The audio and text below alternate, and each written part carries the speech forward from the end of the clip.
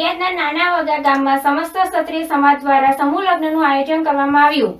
ગુજરાત રાજ્ય મૂળ નિવાસી ક્ષત્રિય એકતા સમિતિ દ્વારા સમૂહ લગ્નનું આયોજન કરાયું। નાના વગા ગામમાં દીપક સર્વજન સેવા ટ્રસ્ટ દ્વારા 55 દીકરીઓનો સમૂહ લગ્ન પ્રસંગ યોજાયો।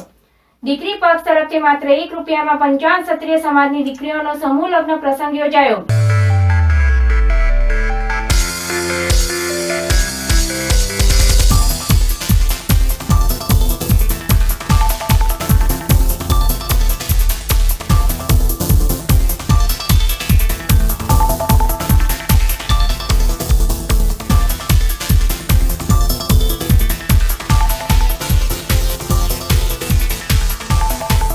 ક્ષત્રિય સમાજમાં ખોટા કુરિવાજો નાબૂદ કરવા લગ્ન પ્રસંગમાં ખોટા ખર્ચાઓ બચાવવા માટે ચુસ્ત નિયમોની સતત મહેનતથી દીપક સર્વજન ટ્રસ્ટ નાના વગા ગામમાં પ્રમુખ રણજીતસિંહ સોઢા દ્વારા સમૂહ લગ્નનું આયોજન કરવામાં આવ્યું। આ સમૂહ લગ્નમાં આજે ખેડા જિલ્લામાં ક્ષત્રિય સમાજના 55 જેટલા નવ દંપતીએ પ્રભુતામાં પગલાં પાડ્યા હતા।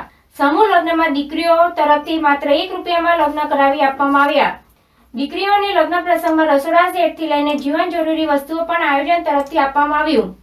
આ સમૂહ લગ્નનું આયોજન નાના વગા ગામના રણજીતસિંહ સોઢા તરફથી કરવામાં આવ્યું। આજે 55 દીકરીઓ એવું 1 રૂપિયામાં થાય છે, પણ આજે એવું લાગ્યું કે આજે ક્ષત્રિય સમાજની અંદર દરેક વ્યક્તિ આપણા એ આગળ આવે, ભોજન કરે અને વ્યવસ્થિત રીતે કરિયાવર આપીએ અને સારી રીતે વ્યવસ્થિત પહેણાઈ આપીએ, એ અમારી સમાજની જવાબદારી છે। અને સમાજમાં સારી રીતે કામ કરવું એ સમાજનો ગૌરવ છે મોટો। આ 55 દીકરીઓ કયા કયા સમાજની?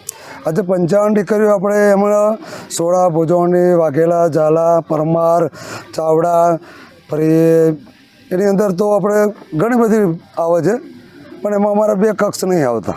અત્યાર સુધી કેટલી દીકરીઓના સમૂહ લગ્ન? અત્યાર સુધી તો કમસે કમ 2017થી સમૂહ લગ્ન હું કરતો આવ્યો છું અને કરવાની ઈચ્છા છે, પણ કમસે કમ 1500-2000 દીકરીઓ તો થઈ જ જઈ હશે।